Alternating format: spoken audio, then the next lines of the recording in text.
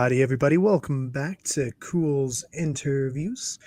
Today we're continuing the journey that was started when I had a taste for coffee one day. As you guys know, met a couple authors. You've seen some of the interviews, and today we're talking to another. We got Joseph here. How are you doing today? I'm doing well. How are you? Doing pretty good. As good as a Wednesday can get, right? Yeah, it's, day ending in Y. Right.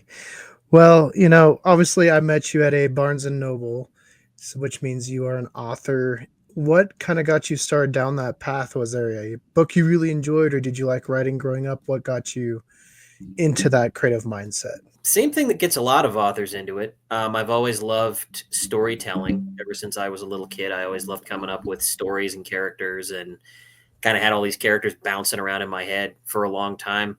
And I decided to make a serious go of it a couple of years ago. The biggest book that had an impact on me growing up was probably Captain Underpants and then Lord of the Rings, which is a weird combination, but that's kind of what I got into. I've just been writing ever since and got better and better and better at it as the years went on, and finally am doing it professionally. No, that's awesome. And I know what Captain Underpants is. I remember reading that as a kid myself. Yeah. So, and of course, Lord of the Rings, we've talked about. I'm sure once Sam gets on, he can.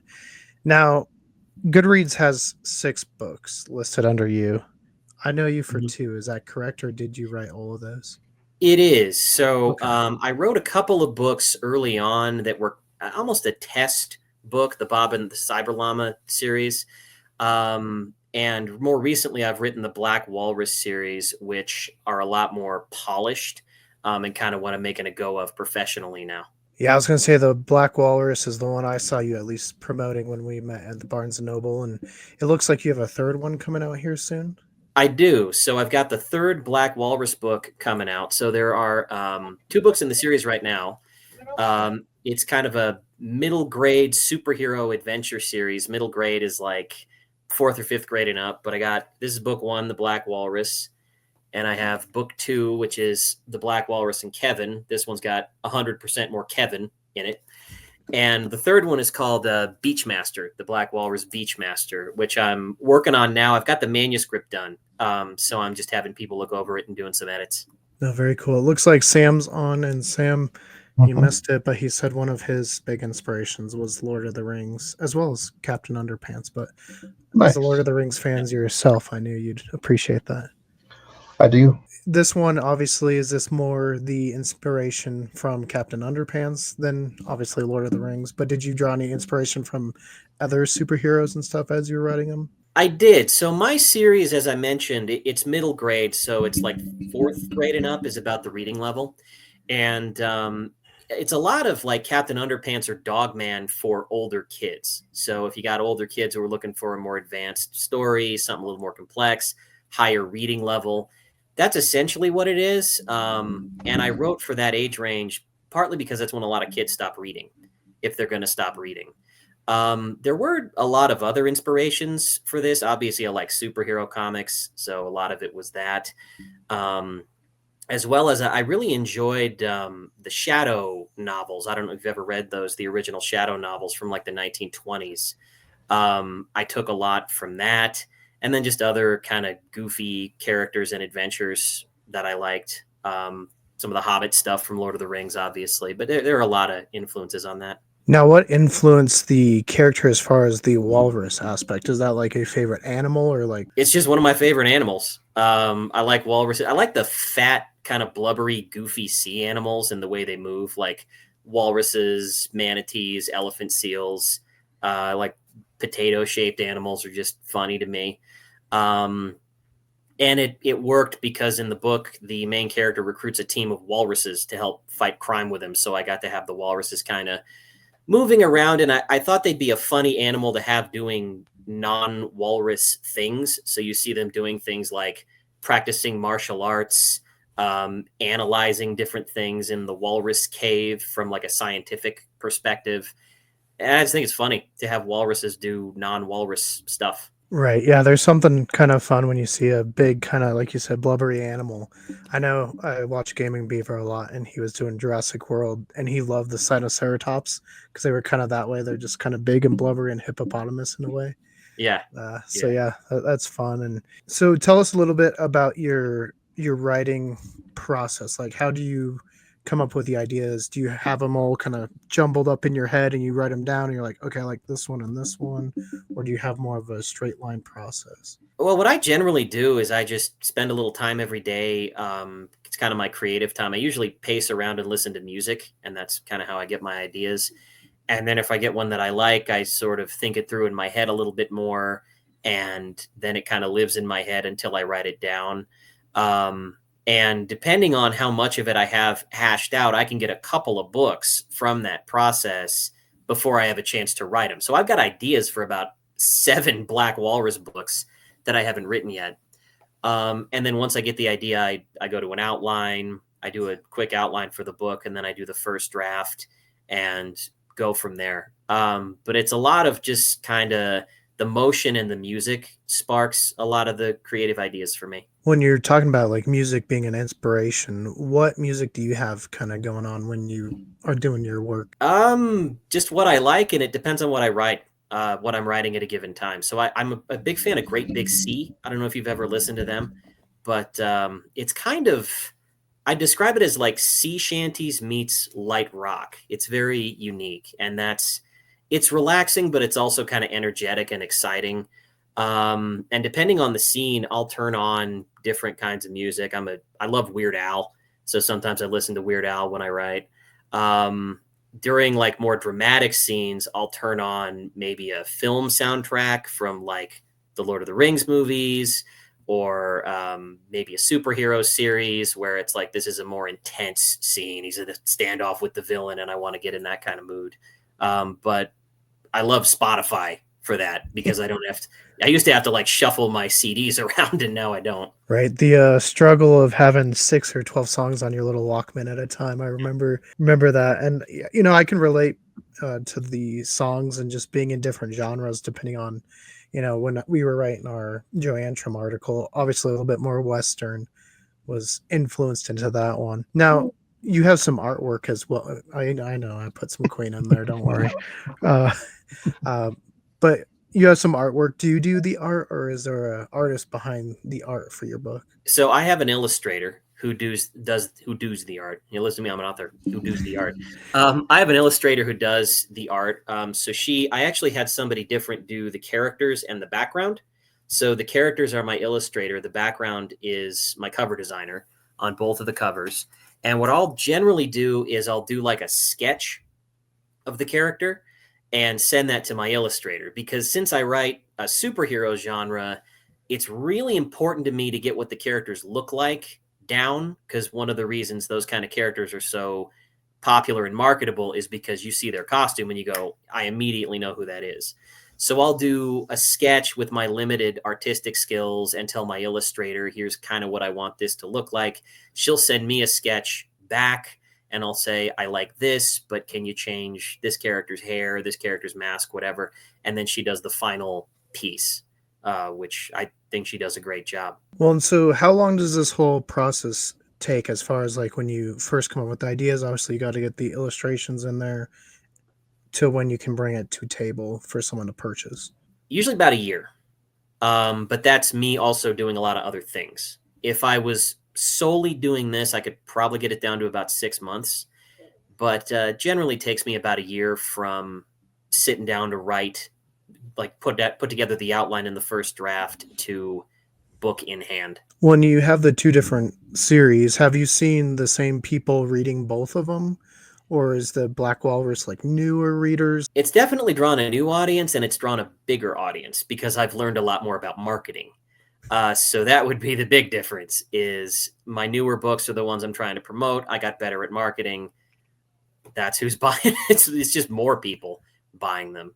But a lot of it's for kids, kind of in the same age range. Well, and obviously part of the marketing is going to these book signings and stuff like that.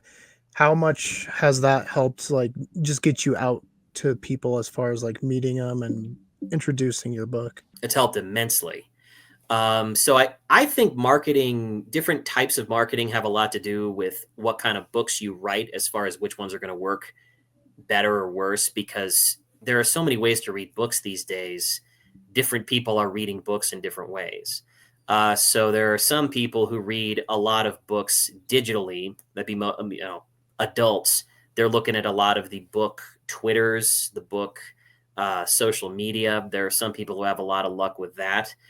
My books are mostly bought in print just because of my age range. So I have a lot of success with book events, with bookstores. I've been to a couple conventions, local festival events. So like a parade with a festival around it where people have booths work really well for me. And school visits are very big for me, where the school will have me in to read my books to kids and talk about my publishing process and things like that. And have you seen like certain areas that do better, or is it like Barnes and Noble in this city does really good, or is it like a comic book location or convention here does better? Like, where have you seen the most turnout? It varies a lot. Uh, it's hard to get a beat on that, really, because I've been to Barnes and Nobles in all different parts of the metro area. I go to the one at Aurora Southlands a lot. I'm going to be there in late May. I go to the one on Colorado Boulevard in the Glendale area a lot. A lot of it depends on, I would say, it's foot traffic. It's which areas are heavily, are you in like a shopping center with other things? A lot of it I found is the day. Just are people out buying books on a particular day? The best book sale day I ever had was at the Barnes and Noble in Lakewood the day before the Super Bowl. And I did not expect that kind of turnout, but I sold a ton of books. I think that's because people were out and about getting stuff for the Super Bowl. So I would say some of it's location, but I think more of it is timing. Saturdays are always the best days for me to sell books, and then Sundays and then weekdays. Yeah, and that is kind of an interesting thing, but it makes sense. Like people are going out wanting to buy all the stuff for the Super Bowl, and they're like, "I don't want to go tomorrow, so let's just hit all the stops." Let's hit So all this. Yeah, I'm definitely doing a signing that day next year. yeah, right. Day before the World Series, something like that. Right. Well, and I was thinking like in before any big superhero movies come out, like obviously I think this week is Thunderbolts. Like, do Mhm. you see, big foot traffic around superhero releases? I never thought about that before, but that's a really good idea. I need to start keeping track of that. Um, I haven't even really been keeping track of that, but that could be a factor. Yeah, I thought that might be like festivals and stuff like that. What festivals have you been going to as far as getting your book out there? So I went to Western Welcome Week in downtown Littleton, which is just kind of a general festival where people get out there and there's food and there's entertainment and kids getting their face painted, things like that. I've also been to a Mile High Con, which is actually a sci-fi convention for sci-fi authors, but people seem to enjoy my books. I did really well there, partly because my booth was really close to the bathroom, so people had to walk by me if they wanted to use the bathroom. And I joked with them and told them they had to buy my books before they used the bathroom, and I think there were a handful of people that took that seriously, and I guess they bought my book. So I've had some luck with that. I'm researching more of these festivals because I think there are a lot of people who go there that aren't necessarily looking for books, but they are looking for, I brought my kid here. He's kind of bored. I want something to entertain him. Oh, look, kids' books. And I know some other authors who have had a lot of success with that as well. Yeah, I was gonna say because me and Sam hit up at least one festival a year, and that's the Roswell Festival, and they have a big convention at the same time where they do book signings. And we actually ran into a guy from Parker out there. So hey, if you ever want to go out that way, let us know. We'll try to connect you Is with that the right in people. Roswell?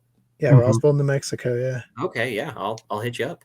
yeah, yeah. No, it's fun, and I think your book would do really well. Like they have their Galacticon, as they call it, at the same time. So they have like lots of stuff for like, well, Ghostbusters is what we took last year, but Star Wars, Star Trek, superheroes. They had some artists who did like, what TV show did they do last year, Sam?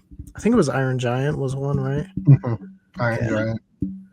There's like tabletop games, like the Galacticon has like all spectrums of stuff. Like there's people selling cards, hat pins. I do love tabletop games, so I might hit you guys up and check that out. Yeah, Well, there's people doing like starting Kickstarter things and brought like their like startup or like their startup thing, and he like talked you through it and let you play like a little bit of it. It was pretty cool. Sweet. I'll turn this over to Sam. While we're on the topic of tabletop, what are you playing right now? Because Sam's a big tabletop fan. Yeah, so I'm a big fan of Savage Worlds, if you've ever played that. Where it's kind of a very generic system, but it's designed to be sort of plugged into whatever you want.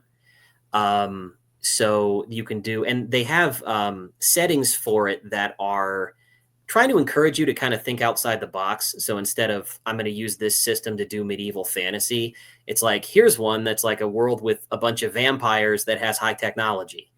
And so the settings are cool. It's very easy to make your own settings. And then I actually design my own tabletop RPGs as kind of a hobby. I don't sell them because there's not a ton of money in the industry, but I did one called RP Cheese a couple of years ago, which is about intelligent rodents in the post-apocalypse.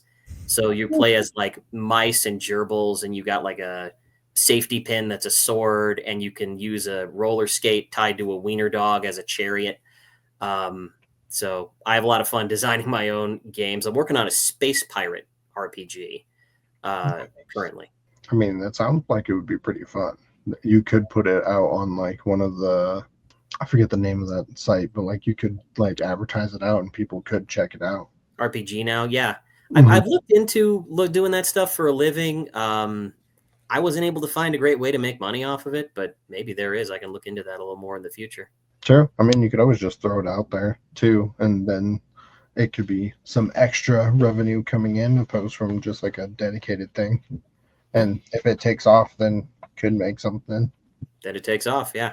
Yeah, and then people could give insight on it too. I know Sam's been wanting us to expand into some tabletop videos, so maybe if you ever want us to talk about one of yours on the channel, a bunch of board games that we do. We take them to Roswell and then we never play them.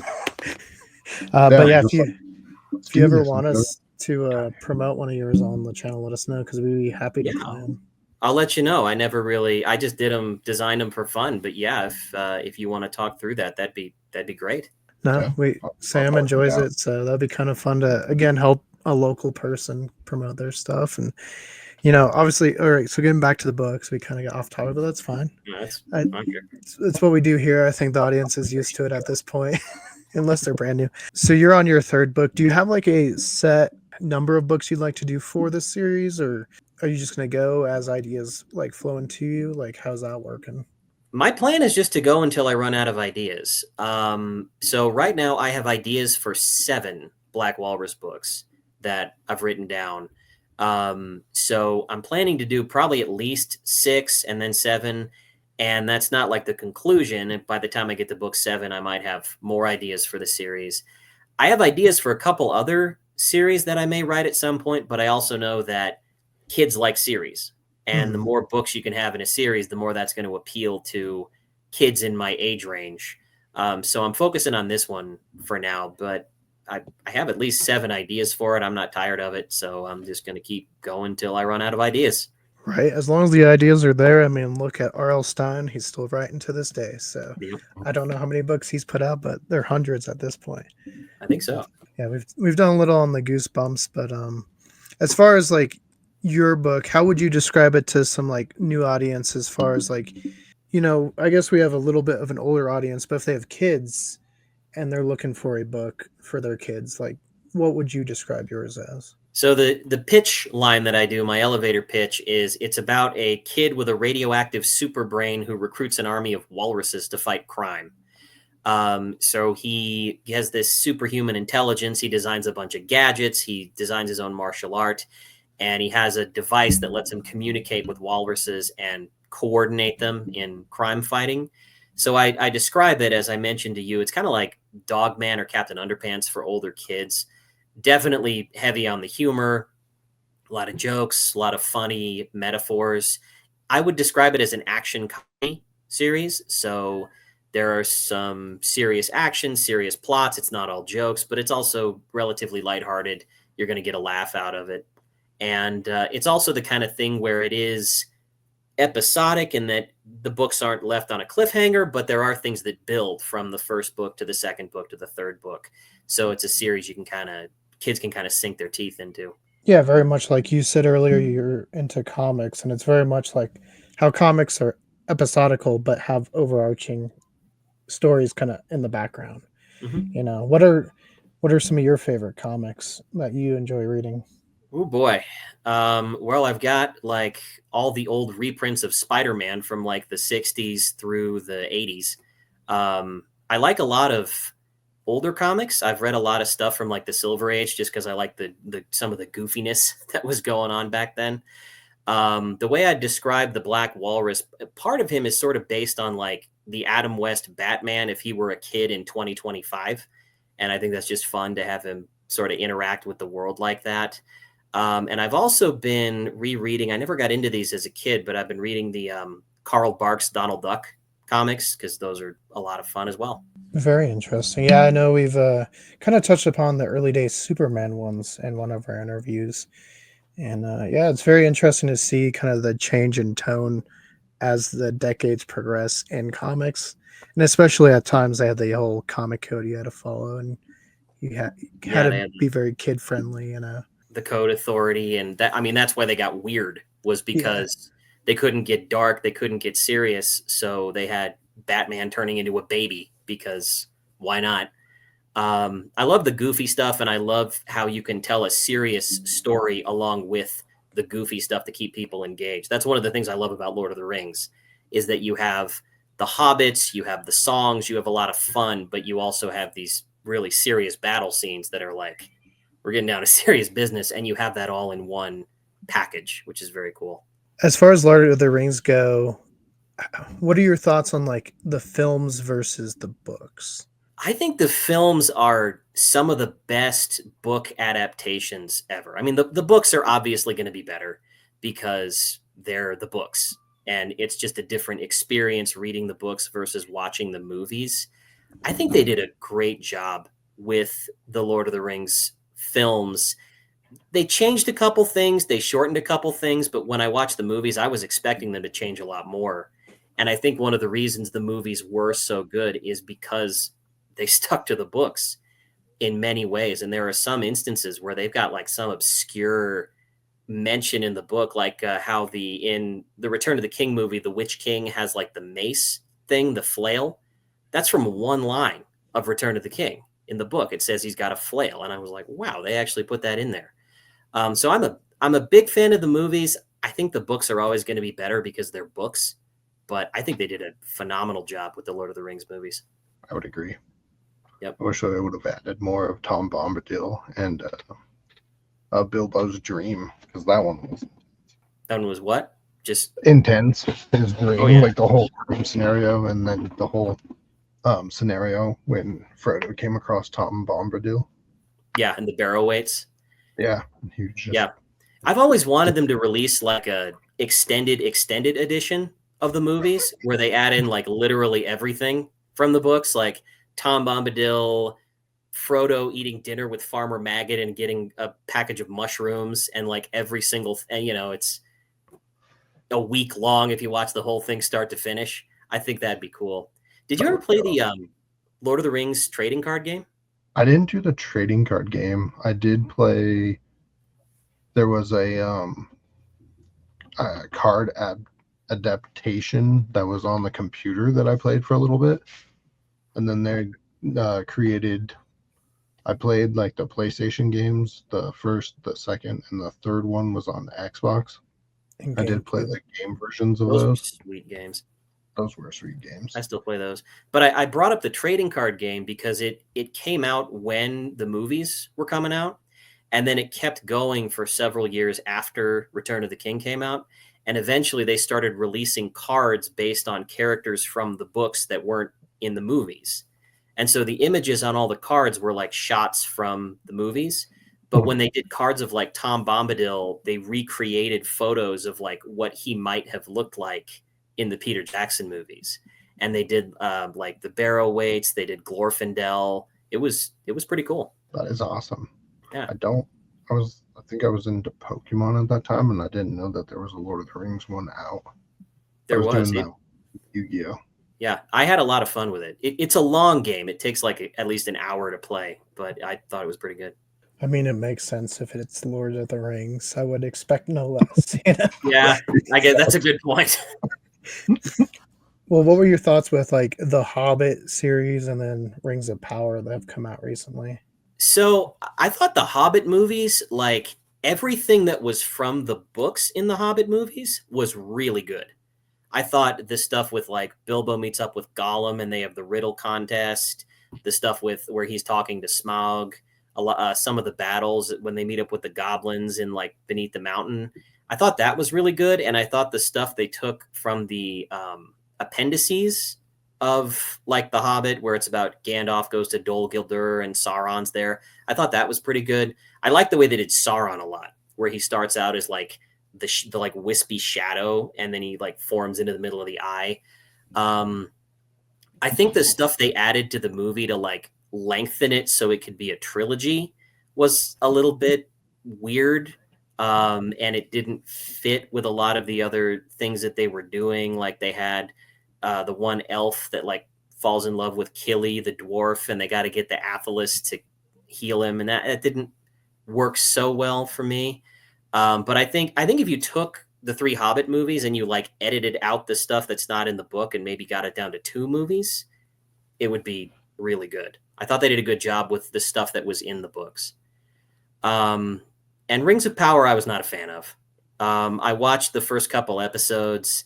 When Galadriel jumps in the ocean and tries to swim across the ocean back to Middle Earth, I just started cracking up, and I was like, I'm done with this. Yeah, I know they're in production of a new movie. I think Peter Jackson's at least supervising or something, but Is that the one that's like the Search for Gollum? Yeah. I think it's Search for Gollum, yeah. We'll see. I haven't seen anything about that. Yeah. No, I haven't. I just heard, I forget who brought it up, but they were like, yeah, they're bringing up a new Lord of the Rings. I was like, oh, wow, I didn't expect that, especially with Amazon having all the power right now. If I name a series or a book, I just want to get your thoughts on it. Redwall. I love Redwall. I was huge into Redwall when I was a kid. I read all the books, I think, until they stopped coming out with them. But that was my go-to series for a certain period of time when I went to the library. I just went straight for Redwall. And yeah, that's my thoughts on it. It's great. It's surprising how thick and big they could make those books and still have kids get into them and read the whole things. And that was interesting that you can get kids reading that much, but the time just flew by when I was reading those. Right. Yeah, there's definitely a certain pacing, I think, for younger audiences, because we do a book club, a monthly book club. So we just did Name of the Wind last one, and then this one was Half a King. And they're sort of similar, but you can definitely see the pacing in Half a King's different. Like it's very action versus Name of the Wind, which lets it kind of simmer a little bit, maybe a little too much in parts, but it has more of a slowdown. Like when you're writing, obviously for your age group that you're intending them to be read by, do you put that like that's in the back of your mind? Like you're like, okay, I got to have an action scene here. Like how do you work that in, or do you use more comedy at the slow portions? So typically I just I use sort of the madman approach where I just kind of get the story out of my head in the outline and I go, okay, this is what I want to happen. This. And then when I'm putting the outline together, I say, okay, this is where we need the inciting incident that kind of kicks the plot off. I need something here. You know, the end of Act 2 needs to be when the hero's at his lowest point. So I'll throw something in here that's like that. I think I do tend to vary the action scenes. Some of that's on purpose. Some of it's not. Generally, in the first book opens with the main character at school before he gets his powers. But the other two, I always open with an action scene. And I open with an action scene that kind of has a goofy element to it. So book 2 opens with the Black Walrus infiltrating this science facility, and he finds that they're making this robotic duplicate of Elvis who turns evil. So he has to battle robot Elvis and his jelly donut drones. And that kind of sets the stage for what the book's going to be, which is this is an action adventure story, but it's also goofy. It's also a lot of humor. And I tend to put a lot of humor in the action. Really where it gets dark is the end of Act 2. That's where it gets dark, it gets serious. And I usually try to throw in jokes even when the story is getting serious, because that's what people are coming to the story for a lot of times is the humor. Would you say it's maybe Guardian of the Galaxy-esque? Sort of. A lot of the humor is the character kind of using grandiose speeches and grandiose metaphors and talking to people like that, and people can't quite understand him. I'd say it's kind of Guardians of the Galaxy-esque, but one example in the Black Walrus and Kevin, where the Black Walrus is training his sidekick Kevin, is that Kevin says, you know, he's wearing his costume and he's like, do I have to wear this costume all the time even when we're not fighting crime? It's chafing my butt cheeks, man. And the Black Walrus says, if chafed butt cheeks be the price of justice, then so be it. So there's a lot of kinds of things like that where there's plays on language and things of that nature. Now, Kevin, as far as the sidekick, did you have a particular kind of like comic sidekick in the past? Like you think of like Bucky Barnes or Dick Grayson. Did you base any off of those at all?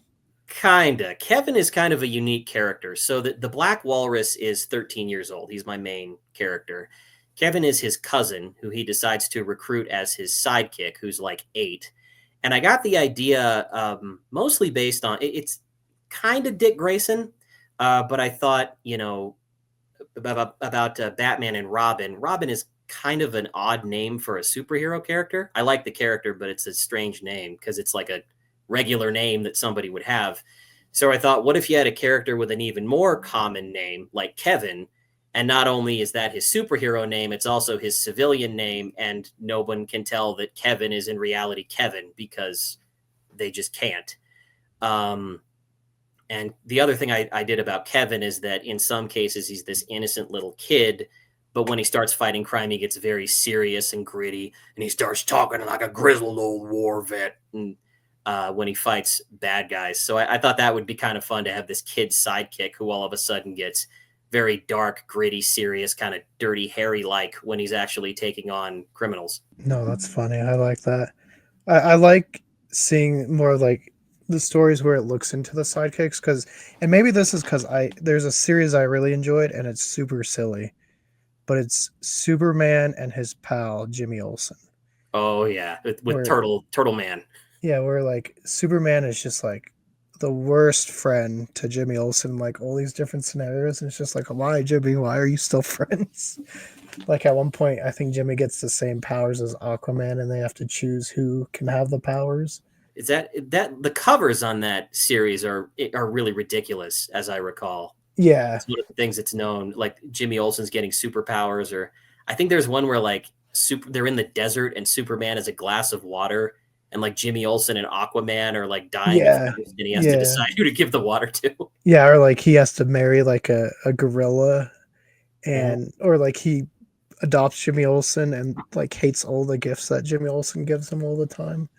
It's just so wacky. I like that. I think we've lost that in some of the superhero stuff we see on TV anymore. There's definitely a Christopher Nolanized version of superheroes that was coming out, or Zack Snyder too after Watchmen. Like as far as like current superhero media, what are you ingesting, if any at all?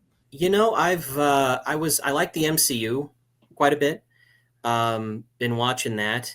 In terms of current superhero media, I'm going back to the past a lot, actually, just because, like you said, I like a lot of the goofier stuff. I like a lot of the more lighthearted stuff, or at least the things that have a lighthearted element to them. You know, I'm a big fan of things like that.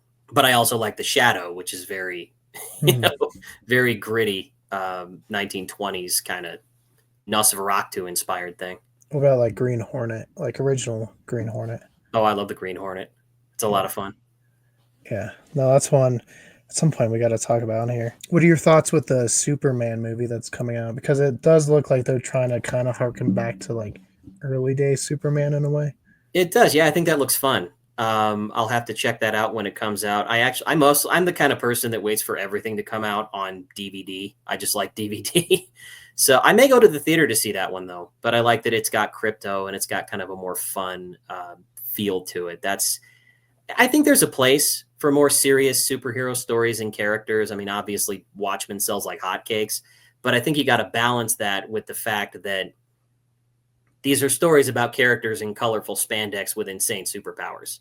You got to have fun with it at some point. Yeah, like you said, it's got to fit the story. I think we saw that with some aspects of the DCU where it was just like everything doesn't need to be super serious and super like almost pretentious in a way. Like let it have fun. We come here as an escape mechanism in a way too. Yeah, it doesn't need to be super duper dark all the time. You don't need to make it artificially dark. I thought the Nolan Batman movies did a good job of, they were kind of dark and gritty and serious, but they kind of made it, they didn't feel like they were being pushed in that direction. I thought some of the other DC movies like Batman v Superman was like, we're trying to be dark and we're trying to push it in a serious direction.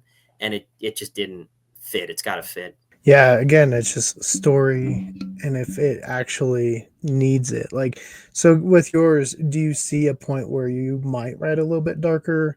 The third one is actually quite a bit darker than the first two. I don't want to give too much away, but I don't know if you've ever heard the phrase when it comes to writing, I think it's torture your babies, where the idea is you want to make sure you put the main character through something really arduous and serious and really put them through the ringer, because that makes the reader want to root for the main character. So you have to bring the main character down so that the reader wants to see them rise up again. That's kind of what happens in the third book. It gets a little darker. It gets a little more serious. It's still a lot of jokes and goofy fun. But I also want to paint a sense in the Black Walrus books that the stakes are high and there are serious consequences. So yeah, it's funny. There are jokes. There's a lot of goofy, off the wall kind of action stuff. But if the Black Walrus fails, the city is imperiled. The city could be destroyed. People could die. I don't think kids media should shy away from death in terms of stakes. So I always want to make sure that there are stakes to it. There's consequences if he doesn't succeed. Right. Yeah. 1980s Disney definitely did not shy away from that. It was pretty dark. Definitely. I mean, really, a lot of eras of Disney didn't shy away from that. Yeah. No, we've been doing a whole adventure down what we call the adventure down the Yellow Brick Road, and our next one is Return to Oz. Which I haven't seen that, but I know about it and how like dark and freaky it gets. Yeah, and so I'm interested to see, like, I think some of our people talking about it, and if you want to join that one, feel free. Like, I'll send the link out. Sure, yeah, let me know. But yeah, I agree. I think you got to have some stakes, because if you don't, and I think this is sometimes where the MCU has had some issues, it just doesn't feel like there's any stakes, because they're like, okay, so and so is going to make it, it'll be fine. But if you add a little bit more stakes, you're like, okay, he's got to succeed. Otherwise, so-and-so is going to, die. The city's going to be captured. And speaking of that, like, so every superhero has to have their, like, arch enemy, arch villain. Have you already set up that for the Black Walrus, or are you still cultivating that one? I've set it up. So I wanted the Black Walrus to have a really great rogues gallery, so that when you come to the Black Walrus, it's not just for him, it's for the villains, as is the case for a lot of heroes. So I mentioned Robot Elvis from the second book. He's recurring. He comes back.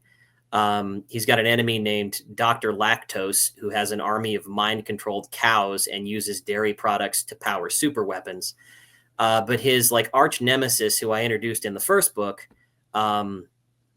is named Lil Poochie, and he is a talking chihuahua in a suit who's like a 1920s gangster. So he's got a laser Tommy gun, and he's like, I'll make him an offer he can't refuse, see? So I had a lot of fun with like kind of creating this criminal underworld with Lil Poochie and kind of a old school gangster world. Book 3 you're working on, what do you think the timetable of that one coming out is? So I got the manuscript done, like I mentioned. It's with my critique group right now, who's helping me out with the first round of edits. So I need to do the first round of edits. I try to get as many eyes on my book as I possibly can. I usually have at least a dozen people look it over before I have the final version.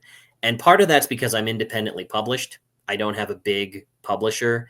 So I need to make sure, okay, the story makes sense. The editing makes sense. There's nothing in there that parents are going to object to because it's a kid's book. So I run it by a lot of parents to make sure that everything's appropriate. So I do my critique group edits. I run it by my beta readers who are kids in my target demo to make sure that they like it.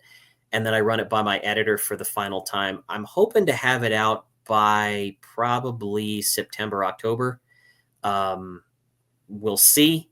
When I put the release date as 2025 to give myself a cushion, but I'm hoping for like September, October release date. Okay, so in the kind of near future. Yeah, pretty near. We'll be on the lookout. Do you plan to have like a big like event? Like I know some authors will do like little like release day events when that one comes out. Like, are you planning one of those for that? I'm not right now, but I'll take it under advisement. What I usually do is I do an Amazon bestseller campaign. So the group you saw me with at Barnes and Noble is called Author U, and the woman who runs it helps out with Amazon bestseller campaigns to increase your rank on Amazon. I did that with my first two books pretty much right after they came out, and I was able to add this little badge that says #1 Amazon International Bestseller. And that really helps with not only boosting your book, but you can also put this nice little badge on your book. And when people see it, they go, "Ooh, you're a bestseller. Ooh la la, this must be a good book." That's what I did for the first two books when they came out. I haven't considered having a release party, but I'll take it under advisement. It's not a bad idea. I know I've enjoyed it. I've gone to a couple author release ones, so I thought that'd be kind of cool. Do you have any like upcoming, sightings? I know you talked about one in May, but do you have any other ones you're planning to attend here soon? So yeah, I've got two in May. One is on May 10th. It's going to be at the Barnes & Noble on Colorado Boulevard. So that's the one in Glendale. It's like Cherry Creek North Drive in Colorado Boulevard, something. It's by Alameda, I think. And on the 31st, I'm doing a signing at the Barnes & Noble at Aurora Southlands. That one is with another author named Judith Briles. She's the one who runs our author group. And she writes mainly historical fiction and books about writing itself. So if you've ever wanted to write, she has a book called, for example, I think it's 101 blunders, boo-boos, and missteps that new authors make. So you can get that to avoid doing those things. She's really helped me out. Those are the two big things I have coming up.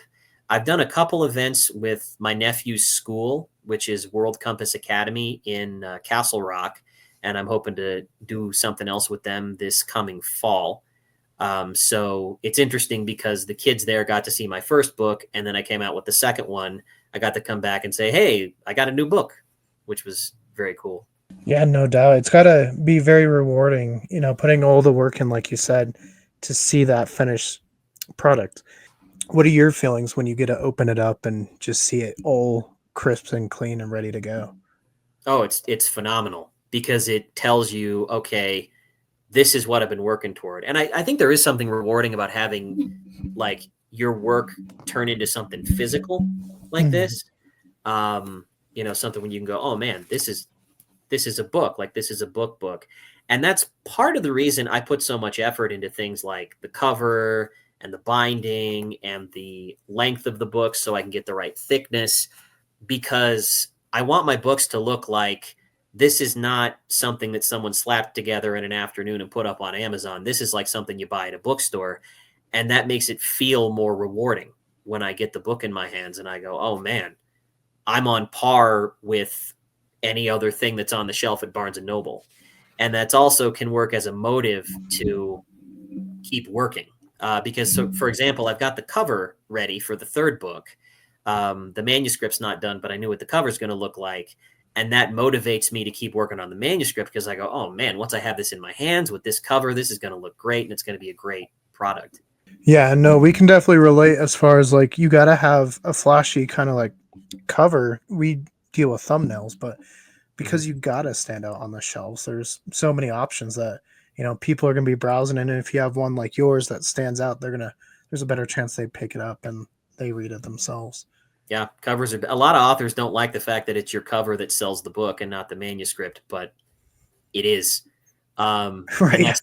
that's another reason I put a lot of effort into my covers and work really closely with my illustrator, is because then the cover is mine and the whole product is like, okay, this is all me. This is not, I handed my manuscript off to somebody and they made a cover. This is, no, I worked on this cover too. And I sketched these characters and I worked with the designer, and it's all my product.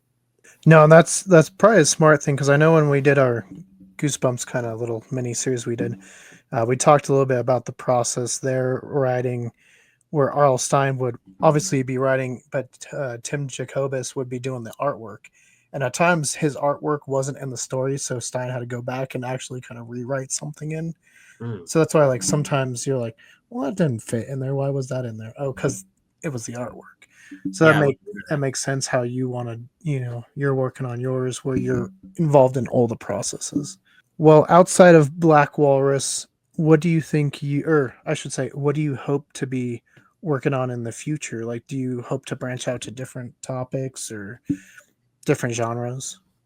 So I'll probably always be writing stuff that has kind of a humorous element to it, just because I got a good sense of humor and I like injecting that stuff into my writing. It's actually easier for me to take things seriously when there's a goofy element to it. So again, going back to Lord of the Rings, I think part of the reason I get so engaged by the serious stuff, the battles, they're finally on Mount Doom, is because you have the fun parts. You have the parts with the hobbits. You have the parts with sort of some goofier, lighthearted pieces.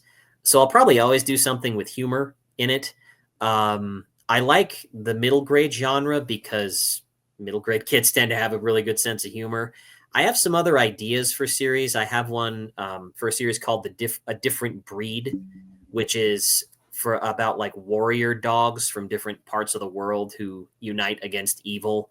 So there's like a ninja poodle. There's like a Scottish terrier with a battle axe. And they get together to fight. Originally, the villain of that was Bob Barker because he wanted to spay and neuter all the pets, but I don't know if I can do that with copyright or anything like that. I also had an idea for a series, and again, this will probably be later on, called Cthulhu and Friends, where I take like the H.P. Lovecraft mythos and turn it into sort of a goofy sitcom type thing and give the different monsters different personalities and have them talking about going to Olive Garden or something. That's probably down the road, but that stuff is going into the public domain, so it's not a bad time to do it. Right. And, I saw it get a reaction out of Sam, so let us know when that comes out, because we'll pick that up and read it. Yeah, I'll let you know. Is there anything that you're currently reading that you might recommend to people as far as like books that you've read and were impressed by? Yeah. So I read a lot of books by independently published authors just because that's what I am. I like to promote things by people who write themselves. There's a series called The Dragon's Children, if you're into YA, by a woman named Natalie Vanderwerken. She was also at Barnes & Noble. It's a YA fantasy series about these kids who find magic swords and their home is being invaded by demons, their fortress. And there are dragons who used to live in the land who they may or may not be able to call for help. They have to like assemble a magic amulet to call the dragons. Very cool story with dragons that work according to a unique set of rules. And one of the cool things about that series is that the main character in each of the 5 books is based on one of the author's grandkids. So she kind of takes, I don't know how much of their real life personalities are in the books, but I really enjoy those. Judith Briles, as I mentioned, has a great historical fiction series. The first book is called The Secret Journey. It's like 1000 AD in Europe. So it's historical fiction, a lot of battles. It's about a woman who gets betrayed by her mother and she has to kind of survive on She learns to use a bow and arrow. I also mentioned that I've gone back and I'm reading the Shadow books by Walter Gibson that he wrote back in the 1920s, which are really good and they're pretty short. So you can pick one up, read it over a couple of days, pick another one up, read it over a couple of days. And there are a ton of them, so you just keep kind of consuming them. So that's what I'm reading right now. That's what I'd recommend. Well, and Sam, before we end off, do you have anything you want to ask as far as the books or tabletop Lord of the Rings? It's your floor right now. I was kind of curious about the Lord of the Rings card game. Yeah. Just because yeah. I'm kind of big into collecting cardboard or the poor man's paintings, as it's sometimes called. So it was published by this company called Decipher. I don't think they're in business anymore, but that was their big game, was the Lord of the Rings game. Mm-hmm. And it came out concurrently with the movies. So it was kind of a tie-in with the movies. And they used, like I mentioned, stills from the movies on the cards. But the game was so, like, a lot of those movie tie-in games aren't always the best designed. But the Lord of the Rings one was well designed enough that it lived on for quite a while after the movies had come out. And they kept releasing sets and cards. I think the last one was in like 2007, I believe. And the last movie was in like 2004. One of the things that was cool about the Lord of the Rings card game was, in a lot of the card games that are based on like a movie franchise or something like that, they have to deal with good and evil characters. So if you're playing something like Pokemon or Yu-Gi-Oh, the story is such that like any character can fight any character and it works. But with Lord of the Rings, like, you're not going to have Frodo fight Aragorn. So a lot of the games have different ways of dealing with that. And the way that the Lord of the Rings game did that is you actually play good and evil at the same time. So you take a turn where it's like, okay, it's my turn to play what they called free people's cards, which were like good guy cards. And my opponent is playing shadow cards, evil, and he's trying to kill my Frodo and get the ring. And then on the next turn, I'm playing shadow, he's playing free people's. And I can win by either using my shadow cards to kill my opponent's Frodo and get the ring, or protecting my Frodo for 9 turns. So you kind of played both sides of the coin, and your deck building had to factor that into it. It was interesting. No, that is interesting, because I know it wasn't super recent. It was like last year they Lord of the Rings came out with Magic the Gathering cards. I saw that. Yeah, I got some friends who were into Magic who were stoked about that, and I saw some of the cards and they looked really slick. They're pretty amazing. I remember what I loved the most about that. I was at a buddy's house looking through his Magic cards he'd gotten recently, and I was looking at the Lord of the Rings ones, and I saw that they had a card that was based on the bath song that Frodo, Merry, and Pippin sing while they're taking a bath, and I was like, man, they put enough detail into this to make a card out of the bath song. That's awesome. That's amazing. Yeah.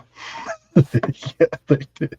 I kind of always forget that card is. Yep. Yeah, no, they put a lot of dedication and care into it. Like, they also did Fallout, and the most recent one was Final Fantasy, I think. Okay, I wasn't aware of that. I got some buddies who are into Magic. I'm not as into Magic just because it costs me. I got bills to pay. No, I know. Were you into like D&D? And if so, what did you think of the movie? I played a lot of D&D. I'm not as into that as I am into other tabletop games. I actually have a group that I play with over Discord because I play with some people who are in other states and other countries. I thought the movie was pretty fun.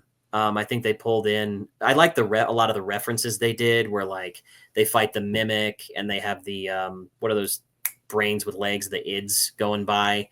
I thought the D&D movie was a lot of fun. The Displacer Cats. Yep. As well. Yeah, my D&D character, I talked to my cousin. He's the DM for our group. And I was like, can I be an Oompa Loompa just for fun? And he was like, well, how would you do that? I'm like, I'll just make a dwarf, but call him an Oompa Loompa. So I've got an Oompa Loompa barbarian with a lollipop instead of a hammer. I mean, might as well. You can. Yeah, you might as well. Why not? Right. No one's stopping you. Well, again, Joseph, thank you for taking the time out of your day to join us. Of course, though, if people want to go out and pick up the book and help support you and read it and have fun, where can they do that? So they can do that on my website, josephcaldaraauthor.com, just like my name is spelled on the screen. My books are on Amazon. You can find them there. And, my website will let you know about upcoming events, upcoming books, and stuff like that. No, awesome. Thank you again for joining. And again, if anyone ever has the urge to go buy coffee to Barnes & Noble, go do it because you never know what's going to happen. You never know who you're going to run into. Right. Thank you guys very much for having me. I had a lot of fun. No problem. Yeah, no, thank you. We'll have to have you back on to either talk your future books or movies or whatever. We'll have you back on. Yeah, sounds good. Pop games. So once again, Sam and I want to say thank you to Joseph for joining us on this excellent episode of Culz Interviews. We did put all the links to Joseph's website and books on Amazon in the description below, so make sure to go check those out. They sound like a lot of fun, and we'll be definitely touching upon them in the future. But until next time, guys, for more Culz Interviews, click that link to your left. For more about what we're doing here at Culz Paranormal, click that link to your right. And don't forget to hit that like and give us a subscribe. And let us know, have you read any of the Black Walrus books? Tell us in the comments below.